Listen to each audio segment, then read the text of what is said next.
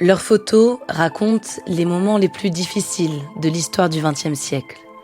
Gerda Taro et Robert Capa ont construit ensemble leurs identités de photographes, toujours au plus près de l'action, toujours prêts à dénoncer les injustices par leurs clichés. Car pour eux, aimer, c'est s'indigner. En pleine montée des fascismes en Europe, ils ont brandi leurs appareils photos comme des armes. Une histoire d'exil, d'objectifs et de champs de bataille, une histoire d'amour.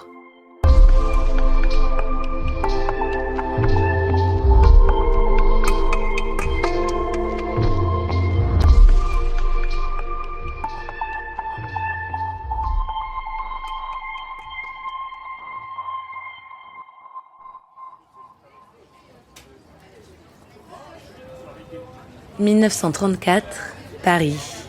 Endre Arnaud Friedman boit un verre à la terrasse du Café Capoulade, au 65 boulevard Saint-Michel. En cette fin d'après-midi de septembre, le soleil est doux et la brise légère.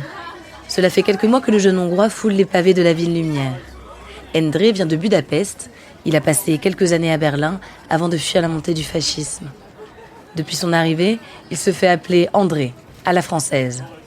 Dans le vibrant Montparnasse des années folles, il s'est fait de bons amis, Henri Cartier-Bresson et Fred Stein, avec qui il partage l'amour de la photo. Car André a un rêve, devenir photojournaliste. Il en a pris conscience quand on l'a envoyé photographier Léon Trotsky lors d'un meeting à Copenhague, son premier sujet publié par un magazine berlinois. Mais depuis son arrivée à Paris, il ne trouve pas de travail. S'il n'a pas un sou, André a toutefois une chose à laquelle s'accrocher, les femmes. Avec ses sourcils broussailleux, ses yeux rieurs d'un noir profond et sa bouche charnue, il fait chavirer les cœurs. Ce jour-là, c'est d'ailleurs avec une demoiselle qu'il a rendez-vous. Une certaine Ruth, magnifique, qu'il a rencontrée il y a peu et qu'il a promis de photographier. Mais quand la belle Ruth apparaît, c'est au bras de sa colocataire, Gerda. Et à partir de cet instant, il n'y aura pas de place pour d'autres femmes dans le viseur d'André. Gerda Pooril est polonaise. Elle a aussi vécu en Allemagne, à Leipzig, avant de partir pour la France. Depuis son arrivée, elle enchaîne des petits boulots sans grand intérêt. Mais elle n'en a que faire. Elle profite de sa liberté. Gerda aime fumer, boire à la terrasse des cafés et sortir danser toute la nuit. C'est un petit bout de femme pétillante et malicieuse. Ses cheveux sont coiffés à la garçonne. Elle porte des chemisiers et des pantalons à pinces. Gerda et André se découvrent de nombreux points communs. Ils sont juifs tous les deux. Ils ont été emprisonnés à l'adolescence pour leurs convictions et leurs engagements. Tous deux ont fui l'Allemagne.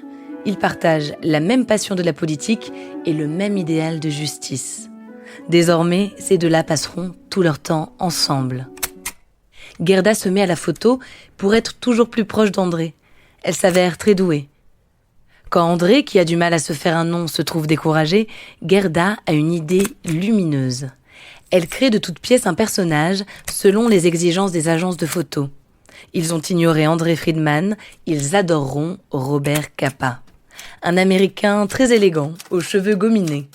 Elle prend le nom de Gerda Taro. Ça fonctionne. Les photos de Capa font la une du magazine Vue quand le Front populaire accède au pouvoir. Le stratagème du nom d'emprunt est découvert en quelques mois, mais qu'importe, la carrière de Capa est lancée.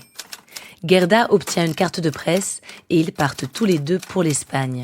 C'est là-bas, en pleine guerre civile, que les deux photographes vont affirmer leur style. Ils veulent tout raconter sur la pellicule, les visages des hommes, des femmes, des enfants qu'ils prennent parfois en même temps, sous des angles différents. Ils sont sur les champs de bataille, au plus près des combattants républicains. Robert dit « Si une photo n'est pas bonne, c'est que vous n'êtes pas assez près ». Il prend sa photo la plus célèbre, la mort d'un soldat républicain fauché par une balle ennemie. Robert est impressionné par le courage de Gerda, toujours prête à aller au plus près du danger. De retour en France, leurs photos sont publiées sans être créditées. Hantés par la guerre, ils repartent en Espagne, à Malaga, où ils immortalisent l'exode des populations. Cette fois, leur photoreportage sera signé de leurs deux noms. Robert demande Gerda en mariage. Il veut partir en Asie avec elle. Mais elle refuse. Elle veut repartir au front, en Espagne. En 1937, elle fait seule ses valises pour son 3e voyage. Là-bas, les combattants l'appellent la Pequeña Rubia, la petite blonde. Celle qui n'hésite jamais à se frayer un chemin entre les balles, celle qui suit les soldats comme leur ombre, la garante de leur mémoire. Alors qu'elle suit des blessés sur le chemin de l'hôpital, son camion heurte un char républicain par accident. Gerda meurt à l'hôpital, dans la nuit, son appareil photo serré contre elle. Elle est enterrée le jour de ses 27 ans. Robert est effondré. Il se sent coupable. Il aurait dû être présent à ses côtés. L'enterrement se transforme en grande manifestation antifasciste. L'éloge funèbre de Gerda est prononcé par Pablo Neruda et Louis Aragon. Robert quitte la France. Il est rongé par le chagrin. Toute sa vie, il suivra les conflits aux quatre coins du monde. Toujours au plus près de l'action, pour témoigner et dénoncer. Il meurt à 40 ans quand, auprès des troupes françaises en Indochine, il marche sur une mine antipersonnelle.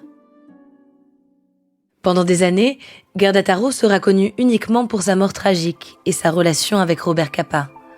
Ce n'est qu'au début des années 2000, quand son travail est exposé à New York, que le monde reconnaît l'immense talent de photographe de Gerda. Un talent à la mesure de son courage, à la mesure de l'homme qu'elle aimait.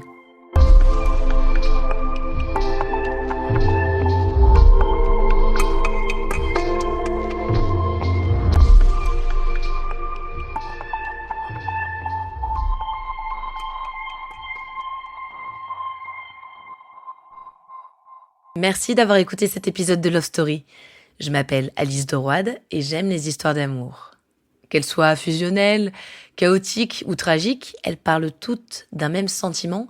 Elles sont toutes universelles. J'espère que cette histoire aura su résonner en vous. Si vous aimez ce podcast, pensez à vous abonner, à lui donner une note sur les différentes plateformes d'écoute. Désormais, vous pouvez également suivre Love Story sur Instagram. Merci de votre fidélité et à bientôt.